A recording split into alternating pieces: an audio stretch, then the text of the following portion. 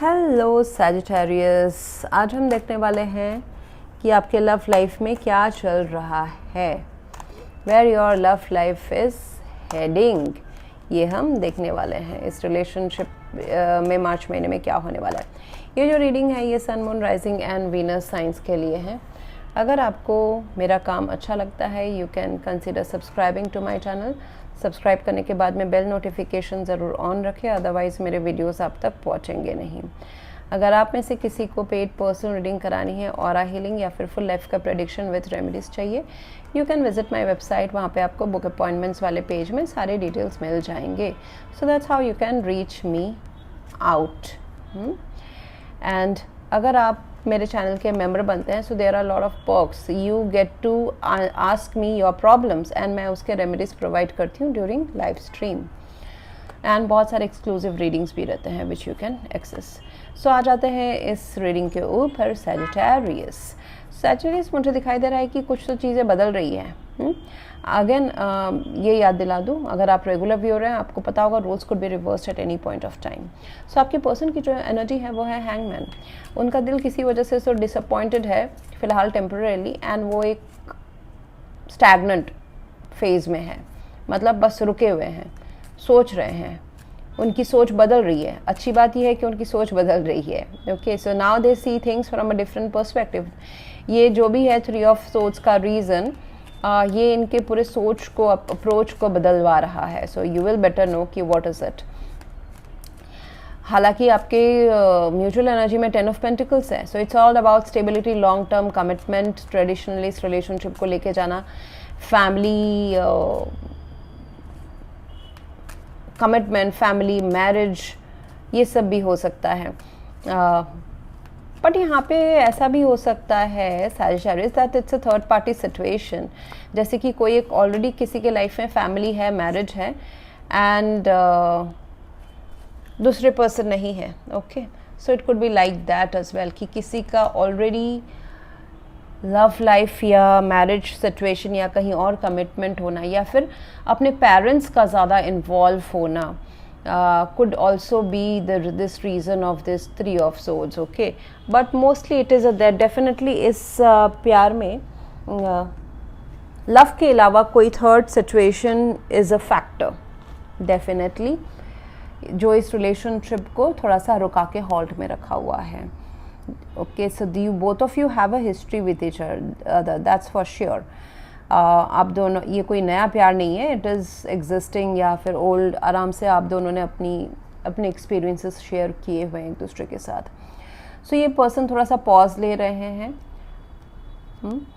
And थोड़ा सा hurtful feel करते हैं कुछ, या फिर कुछ रुकावट फील कर सकते हैं कि yes they want to be with you. वो आगे बढ़ना चाहते हैं, वो आगे इस रिलेशनशिप को रखना चाहते हैं, स्ट्रॉन्ग बनाना चाहते हैं, but there is some kind of hurdle between both of you.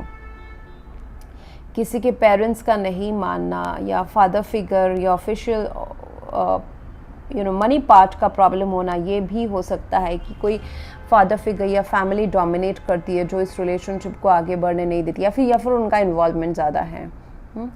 Otherwise it's a third party situation, जैसे मैंने कहा विद अ पर्सन, ऐसा भी हो सकता है।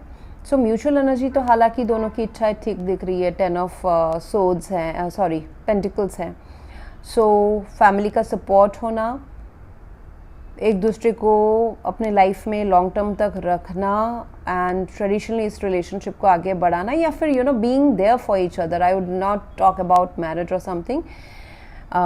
स्पिरिचुअल वर्ल्ड में उसको एक्सप्लेन नहीं किया जा सकता है, but a very very strong relationship. Okay, ये वेरी वेरी स्ट्रॉन्ग रिलेशनशिप है जहाँ पे आप दोनों एक दूसरे के लिए रहना, खड़े रहना, एक दूसरे के साथ रहना, लॉन्ग टर्म चाहते हैं, and maybe it's happening right now.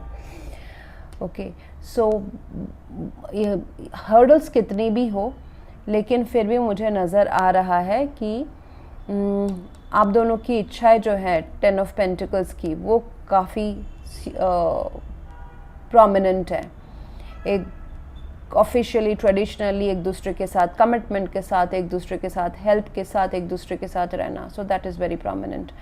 Even heart break या फिर कुछ हर्डल्स के बावजूद भी ये पर्सन छोड़ नहीं रहे हैं. They are not running away from the situation, just they are taking a pause. Okay, they are taking a pause and उस पॉज में बेटर ये है, अच्छी बात यह है कि उनको इस पहले अगर इस रिलेशनशिप का pros and cons positive negative नज़र नहीं आया था, अभी उनको अच्छी तरह से पता चलेगा कि what are the positive sides and negative sides. So based on that they can make their decision and choices in future. So that's I see. आपके साइड से मुझे दिखाई दे रहा है 3 ऑफ कप्स है. आप इमोशनली अभी इस पर्सन के साथ ज़्यादा ज्वाइन होना, कंजॉइन होना चाहते हैं. या फिर दूसरा चीज़ मुझे दिखाई दे रहा है, पहला केस मैं बता देती हूँ Sagittarius, that you want to as of now बाहरी रूप से मुझे नज़र आ रहा है कि प्लेटोनिक इसमें that you want an emotional bond and celebration, enjoyment, fun filled emotional connection with them as of now. Enjoyment जैसे कि इमोशनल रिकनेक्शन दोबारा बनाना. Internally you want to hold on to this connection, take responsibility. इस relationship को आप आगे बढ़ाना चाहते हैं and जो सही तरीका है, जो सही दोनों के लिए जो सही हो इस connection में balance बनाते हुए, that you want to have, like taking control of this love relationship and your individual life. That is your intention. दूसरा चीज़ मुझे दिखाई दे रहा है कि आप शायद से थोड़ा सा इस relationship से pull out करके, थोड़ा सा अलग से हट के अपने एनर्जी को पुल आउट करके अपने अंदर आपने थोड़ा सा गंभीरता रखा हुआ है and you are exploring, you are spending time with your friends and आप अपने आपको अगर कुछ मन मुटाव रहा है इस पर्सन के साथ या हुआ है ऐसा, then you are sharing that with your soul group members. They can be friends, brothers, sisters, कोई भी. Okay, so this is also possibility. So मुझे दिख रहा है कि कुछ पुराने थॉट प्रोसेस को, पुराने सोच या पुरानी मजबूरियाँ जो अभी आपके लाइफ में एप्लीकेबल नहीं होती आज के डेट में, आपसे मेरा मतलब है आप दोनों से, उसको छोड़ के freeing yourself will give you results in this connection. जैसे कि कुछ मजबूरियाँ शायद से 2 साल पहले थी.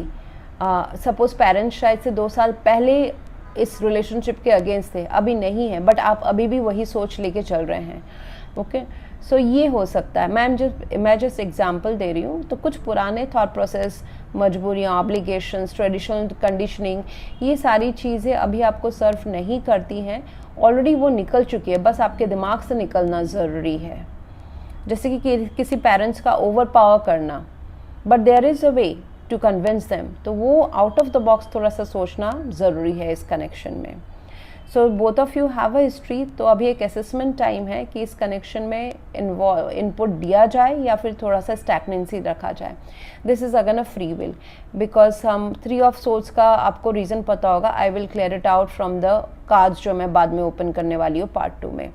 डिपेंड्स कि ये 3 ऑफ सोर्स का कितना बड़ा या मेजर या सीरियस रीज़न है कि इस रिलेशनशिप को आगे बढ़ाया जाएगा या फिर ये असेसमेंट में थोड़ा सा डिस्ट्रैक्ट किया जाएगा इस रिलेशनशिप से अपना मन आपके पर्सन का. सो अभी तक का जो पार्ट 1 का रीडिंग है वो यहीं तक रखते हैं.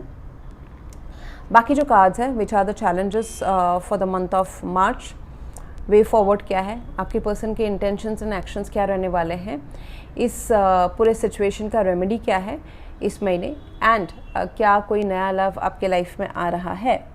तो ये हम देखने वाले हैं पार्ट 2 में. उसके लिए आपको मेरा चैनल के मेंबर बनना पड़ेगा. अगर आप यहीं तक रहने की सोचते हैं, then thank you very much for watching. Please to like, share, comment and subscribe. Thank you.